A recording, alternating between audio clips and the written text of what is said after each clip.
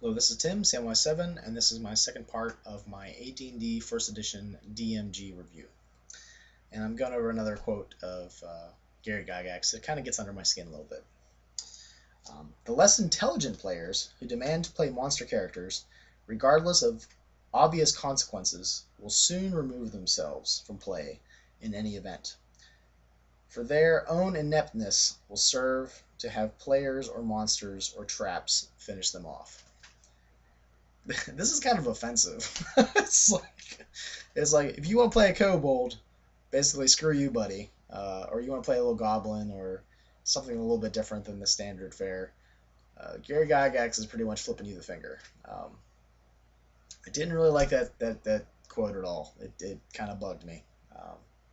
Like I said, I like to play um, sort of off the wall characters or just different ideas or I don't know. So that quote I didn't really like too much. He does at the end kind of state that it's up to you if you want to allow more monstrous characters in your campaign. Um, but I don't know. Some of those quotes are just like, oh, I just don't like them. There's a section on making lycanthropy nasty because he kind of mentions that a lot of players want to be a werewolf, want to they actually want to get lycanthropy. I noticed D&D Third Edition did this with the templates of almost like prestige classes, savage species sort of ideas with lycanthropy. And he basically just throws in the wild card of you start attacking your fellow adventurers, and you don't really control your character when you have it. Big section on alignment and alignment languages. Never really been a fan of alignment languages. I don't know. I thought they were always kind of silly. Like just because you're lawful good, you speak the same as somebody else that's lawful good. I don't know. That just kind of doesn't make sense with me, especially with the settings that I have. They usually have different languages than the player's handbook, or DMG actually tells you what languages you have or what racial languages you have. So I didn't really care for that. I don't know. Let's see here. He basically just goes through and just describes in more detail what each alignment is, in case you need help with that. Because we all know there's alignment disagreements in just about every campaign for those systems that have alignment. It says the DM should keep track of actions perpetrated by the characters, and to basically say, well, okay, you've been doing some crazy things lately, so I think you're going to change an alignment. You lose a level if you don't play your alignment in AD&D First Edition, which I thought was kind of harsh, but I guess it kind of is an emphasis to try to play your alignment. You can regain that level if you start to act correctly. The only instance where I can think of this would really matter, I think, in my games, if I would do this, would be that like clerics and paladins that are supposed to follow like a certain set of rules, certain set of morality, that makes a lot of sense. For like a thief, I don't know. Like if a thief decides that, instead of being neutral, he's going to be good for a while, should he really lose a level? I don't know. Alignment's kind of a weird topic for me. I don't know. I think I like the BRP allegiance system a little bit better, but that's a different topic. What do we got next? One more quote.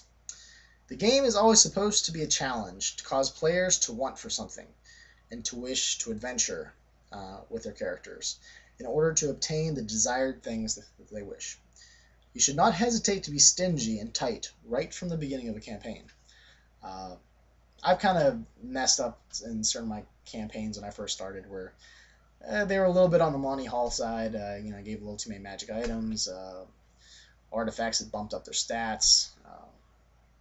I even had some house rules that basically just made them level up faster. So I kind of learned from that, and I am more of a stingy DM or GM now. I guess it just depends on the gaming group and the setting.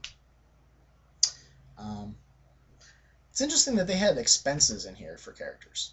It basically said that instead of keeping track of everything, like you're an accountant and every time you spend things, drinks or whatever, you got to deduct the math. It basically just gives you a flat fee here. Expenses are 100 GP per level per month. This is very easy for bookkeeping. Basically says the PCs are freewheeling. They're like a high living lot. They get money, they spend money. Um, and I think GMs could even increase this amount if they wanted to, or they can basically say that, we're not going to really do too much of the bookkeeping here. Every month in game time, I'm going to deduct this money, and you're never going to have to pay for drinks. You're never going to pay for food. Standard upkeep on different things. So I really like that idea. Less bookkeeping is good in my opinion. There's a section on gems and the value of them, armor and encumbrance. I don't know. I've never really been a big stickler for encumbrance rules. It's basically just common sense. It's like, okay, how big is the chest? Where are you going to put it? Are you really going to carry this chest on your back the entire way out of the dungeon? Things like that. Or, you have a dragon's treasure hold. How are you going to get that out of there? You're going to need to actually make some preparations for that. One more section on hirelings and henchmen, and it's detailed in many pages. And I think for hirelings and henchmen, basically, I think in my games, I think I would let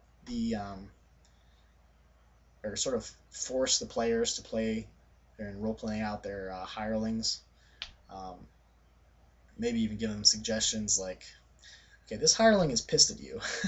Role play out what he's telling you. Role play out a soliloquy by your hireling because you've been treating him like a redheaded stepchild. Things like that.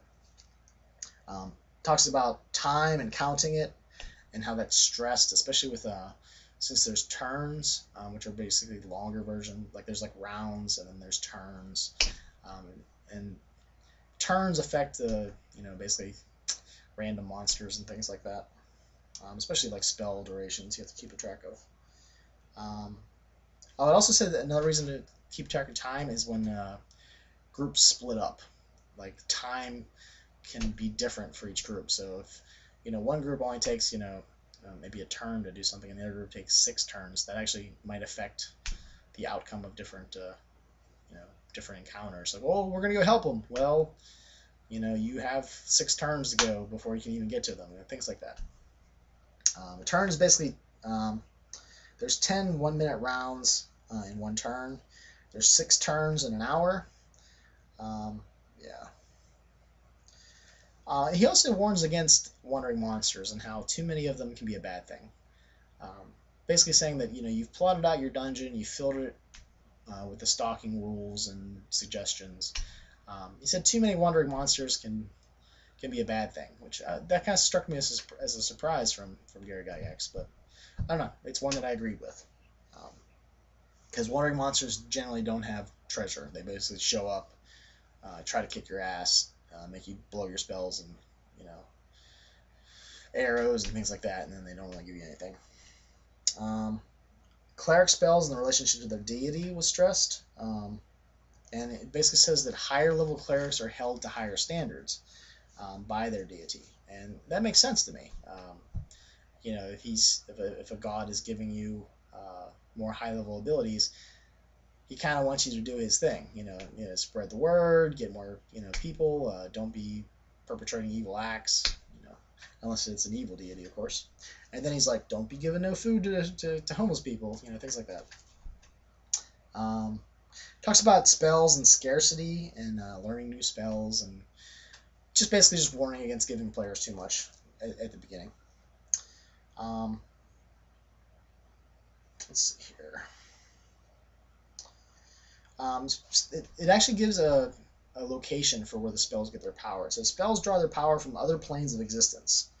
And it talks about the balance of magic, and destroying spell components basically balances out the flow of magic from other planes. So it's almost like you're trading this bucket of herbs and destroying it